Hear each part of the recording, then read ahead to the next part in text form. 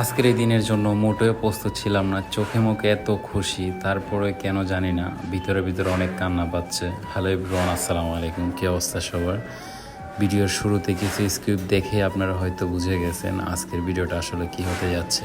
এখন অবধি আমাদের 4 বছর হয়ে গেছে ঢাকায়। অনেক বাসায় আমরা থাকছি, বাট কখনো কোনো বাসা ছেড়ে আসার সময় এতটা মায়া আমাদের লাগে নাই যতটা মায়া লাগতেছে এই বাসাটা ছেড়ে যাব তাই। বিশ্বাস করবেন না গাইজ যে আমি কতক্ষণ কান্না করছি সেটা হয়তো আমি বুঝাইতে পারবো না। কারণ হচ্ছে এই বাসাটার মায়া আমি কোনোভাবেই ভুলতে পারতেছি না। একটু পরে বলবো। যাই হোক, এই বাসার মধ্যে আমাদের কিছু প্রিয় মানুষ আছে যারা কিনা নিজের পরিবারের সদস্য বানিয়ে নিচ্ছিল আমাদেরকে। এখানে তো আমাদের বাড়ি না বা নিজ জায়গা না, এই জন্য আমাদের চলে যেতে হবে। এটা হচ্ছে যাযাবর প্রবাসীদের জীবন। আমরা হচ্ছে প্রবাসীদের মতো। হ্যাঁ, আমরা কখনো এই ফ্ল্যাট, কখনো ওই ফ্ল্যাট, কখনো এই বিল্ডিং, কখনো ওই বিল্ডিং, এখন একবারে এক এক জায়গায় এক এক সময় নিজের ভালো থাকার কারণে দৌড়াইতে হয়। সত্যি কথা গাইস, আমরা কখনো ভাবিও নাই যে এত সহজে এত কম সময় আমাদের গ্রামে চলে যেতে হবে।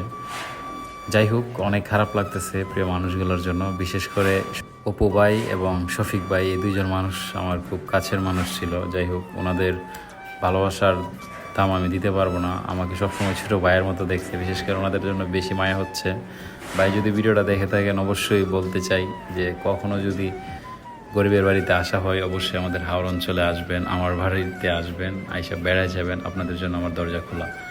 বাট অনেক জায়গায় চলাফেরা করছি, অনেকের সাথে মিশছি। আমার কেন জানি মনে হইলো যে আপনাদের মতো মানুষ হয় না ভাই। যাই হোক, এখন মূলত আমরা মালামালগুলো গোছাচ্ছিলাম।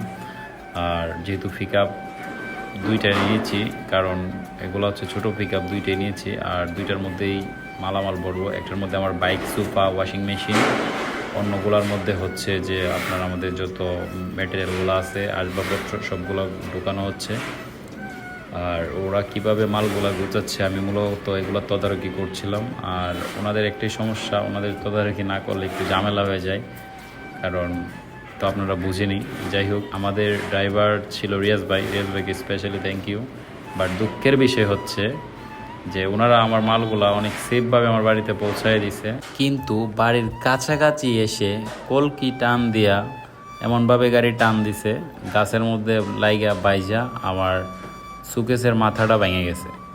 এটার জন্য সবচেয়ে বেশি খারাপ লাগতেছে। আসলে ওনারা যেহেতু ড্রাইভিং করে, ওনাদের একটা জিনিস খেয়াল করা উচিত যে আমি যে মালগুলা নিয়ে যাচ্ছি উপরে তারটার আছে কি না, বা গাছের কোনো ডালও লেগে মালামাল কোনো ক্ষয়ক্ষতি হয় কি না, এই জিনিসটা একটু ফলো রাখি। বাট ওরা এই জিনিসটা করে নাই, এটার জন্য খুবই খারাপ লাগতেছে। যাই হোক, ওনাদের দোষ দিন আমি, এটা আমার নসিবে ছিল, এই জন্য হয়ে গেছে। নেক্সটে হয়তো রিয়াজ ভাইয়ের এরকম কাজ করবেন না, সবসময় দেখে শুনে গাড়ি চালাবেন।